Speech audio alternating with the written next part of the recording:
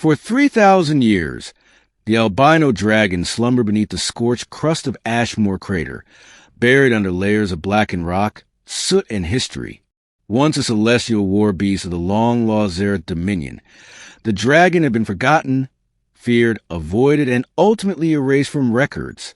The few legends that remain called it Blightwing, cursed and dirty, coated in a grime that no wind could blow away and no rain could cleanse.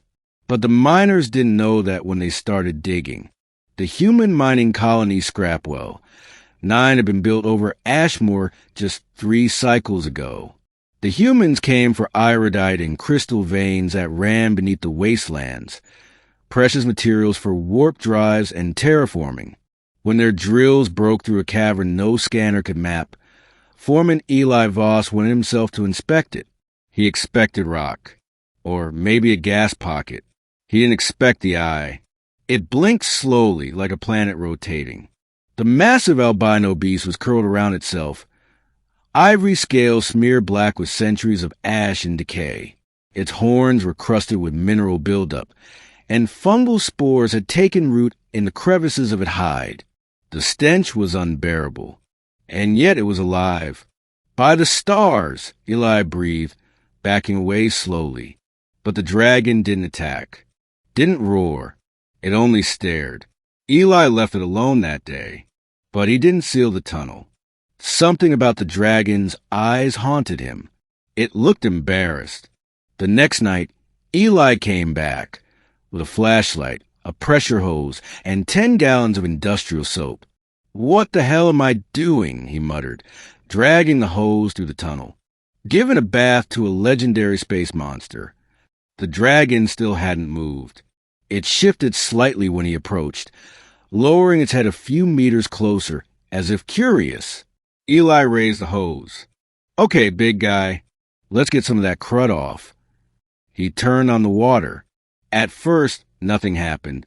The grime was thick, like tar hardened over stone. But as the steam built and Eli scrubbed, silver scales began to shine beneath the filth. The dragon let out a low groan. Not a growl, more like a sigh. "You like that?" Eli asked, raising a brow. "Can't blame you. 3,000 years is a hell of a long time to go without a shower." The next hour was surreal. The ancient dragon, the supposed scourge of 10 suns, lay like a giant, overgrown pet, while a gruff human foreman washed centuries of cosmic dirt from its body. Soot dissolved. Scales gleamed.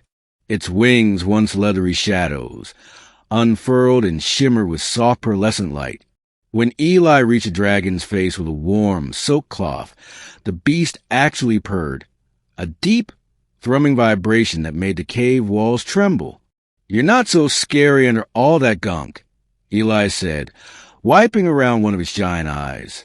"Bet people just ran before they gave you a chance." The dragon's eye blinked again. Then a sound, not a roar, not a snarl. Words. "Thank you." Eli dropped the cloth.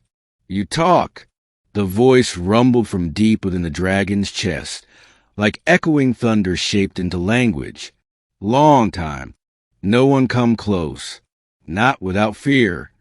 You stink like death, buddy. But I guess that ain't your fault." A low huff of smoke curled from the dragon's nostrils. Laughter. "I was once a guardian. Bathed in stars. Then betrayed. Buried. Filth became my prison." Eli scratched the back of his neck, and all it took to free was a hose and some suds. The dragon shifted, rising onto all fours slowly, power flowing back into its limbs as light returned to its eyes. Not the water, the kindness. Eli stepped back as the massive wings stretched out. Dust swirled. The cavern trembled. "You woke me," said the dragon, voice clearer now. "Gave me back my dignity. I owe you." Eli laughed nervously. "I didn't do it for a reward, pal. You just looked miserable." The dragon lowered its massive head to Eli's level. Even more reason. With a powerful beat of wings, the dragon soared upward, breaking through layers of crust and rock as if they were paper.